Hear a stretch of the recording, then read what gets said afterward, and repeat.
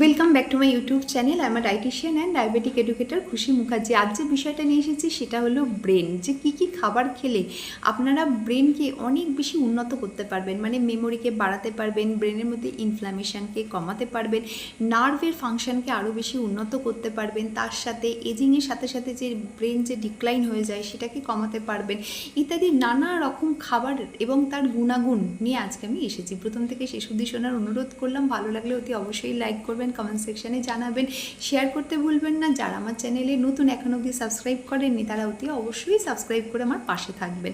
যেমন দেখুন, omega 3 fatty acid, যেটা কিনা ফ্লেক্সিড, ওয়ালনাট, ফ্যাটি ফিশ এগুলোতে পাওয়া যায়।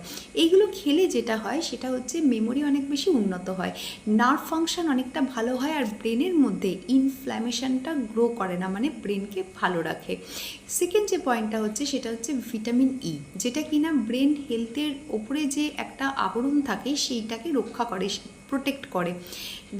থার্ড যে পয়েন্টটা সেটা মনে করুন ম্যাগনেশিয়াম, সেটা কিন্তু আমাদের স্ট্রেস লেভেলকে অনেকটা কমায় এবং আমাদের ব্রেনকে কাজ করতে সাহায্য করে এবং নার্ভ ফাংশনকে কিন্তু অনেকটা ভালো রাখে, মানে নার্ভ ট্রান্সমিশনটা কিন্তু অনেকটা ভালো করে, সিগন্যালটা অনেকটা কিন্তু ভালোভাবে যায়, ব্রেনে যায়, আবার ব্রেন থেকে কিন্তু মাসেলে আসে।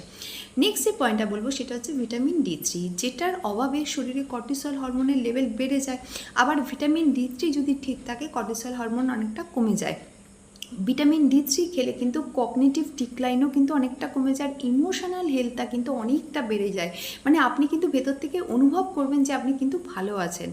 তার সঙ্গে যেটা মাথায় রাখতে হবে সেটা হচ্ছে আয়রন আর জিঙ্ক, যেটা আপনি প্রোটিন জাতীয় খাবার থেকে কিন্তু মোটামুটি পেয়ে যাচ্ছেন, বা জ্যাগারি পাউডার থেকে পাচ্ছেন, বিনস থেকে পাচ্ছেন। এই ধরনের খাবারগুলো যদি আপনি রাখেন তাহলে আপনি খেয়াল করবেন যে অনেক বেশি অ্যালার্টনেস কিন্তু আপনার বেড়ে যাচ্ছে, মানে অনেকটা সজাগ হয়ে যাচ্ছেন। তার সাথে কিন্তু অক্সিজেন ডেফিসিয়েন্সিও কিন্তু অনেকটা শরীরের মধ্যে কমে যাচ্ছে, মানে ব্রেনে যে অক্সিজেন যে ডেফিসিয়েন্সি হয় সেটা কিন্তু আর হচ্ছে না।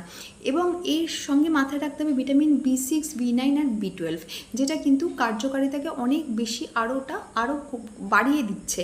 এই ধরনের খাবারকে অতি অবশ্যই রাখবেন। এবং তাছাড়া ব্রেনের বয়স কমাবে এমন ধরনের খাবার, যেমন মনে করুন কাঁচা হলুদ, বেরিজ এবং ডার্ক চকলেট, যেখানে 70%-এর উপর কোকোয়া আছে, এরম ধরনের খাবারকে অতি অবশ্যই রাখবেন।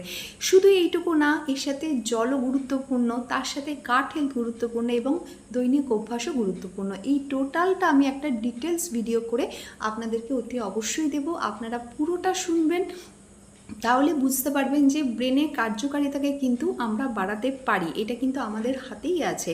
অতএব এই দৈনিক অভ্যেস বা লাইফস্টাইল যদি চেঞ্জ করা যায় তাহলে এক্সারসাইজ দিয়ে, খাবার দিয়ে আমরা কিন্তু ব্রেন হেলথকে বাড়াতে পারবো। আজ